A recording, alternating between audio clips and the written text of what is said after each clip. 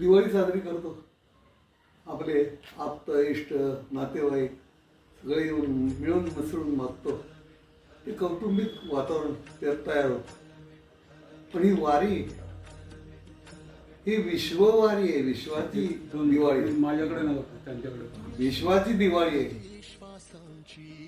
नुसत्या महाराष्ट्रातूनच नव्हे, भारतामधूनच नव्हे, तर परराष्ट्रामधून सुद्धा, अमेरिकेमधून, जपानमधून सुद्धा माणसं त्या विठूच्या दर्शनासाठी येत असतात आणि वारी करतात, पायी वारी करतात.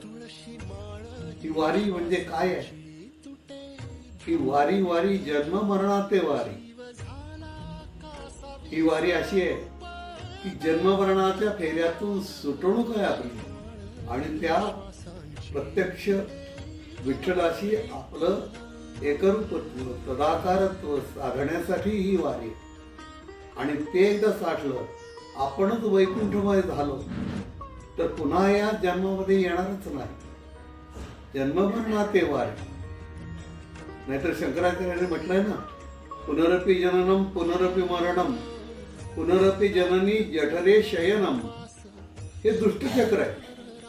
मेलो की परत जन्मायचं, पुन्हा मग काहीतरी कार्य करायचं, पुन्हा ते संचित साधायचं, पुन्हा मारायचं.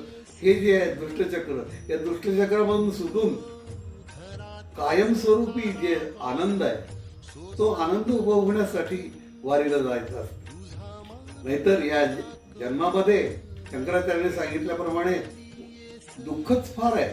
तुकाराम महाराज म्हणाले नाहीत का, सुख पाहता जवा पाडे दुःख पर्वता एवढे. तेव्हा हे पर्वता एवढं दुःख सहन करण्याची ताकद या वारीमध्ये आहे. संघर्षमय आणि विश्वास ठेवून आपण पुढे जायचं आणि सर्व समाजाला सर्व एकत्व वैकुंठमय अशी ही दिवाळी आहे. आषाढी एकादशी पंढरपूरला हा अतिशय भाग्याचा दिवस आहे आणि तिथून जो आनंद घेऊन येतो तो आनंद चिरस्थायी असतो. पुन्हा दुसऱ्या वर्षी तिकडे जायचं आणि पुन्हा तो त्या आनंदाला ऊर्जा प्राप्त होते ना, त्या ऊर्जेला परत चार्जिंग करून परत यायचं. एक वर्षभर तसंच. कारण विठू आहे ना, विठू फक्त भक्तासाठीच असतो. त्या जलाबाईसाठी विठूने काय केलं नाही हो. ती जलाबाई दळायला सुद्धा बसली तर तिच्या मदतीलाच विठू जात होते. तेव्हा हे विठ्ठल असं आहे दैवत.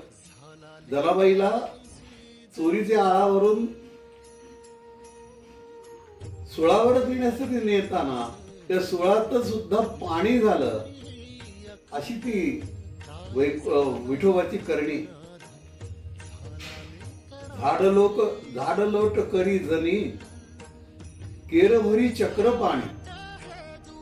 पाठी घेऊन या शिरी नेऊन या टाकी दुरी. इतकी भक्ताविषयीची आपुलकी आत्मीयता त्या विठ्ठलाला आहे. म्हणून त्या विठ्ठलाशी एकदा एकरूपत्व वाद साधलं की मग आनंदच आहे. आनंदादेव तज्जातम तिष्ठत्यानंद एव तत्. आनंद एव लीनं चेत् युक्त आनंदात कथम पृथक्.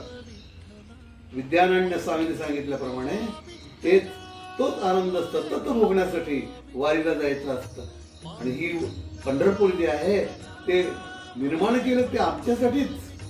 आधी रचिली पंढरी मग वैकुंठ नगरी.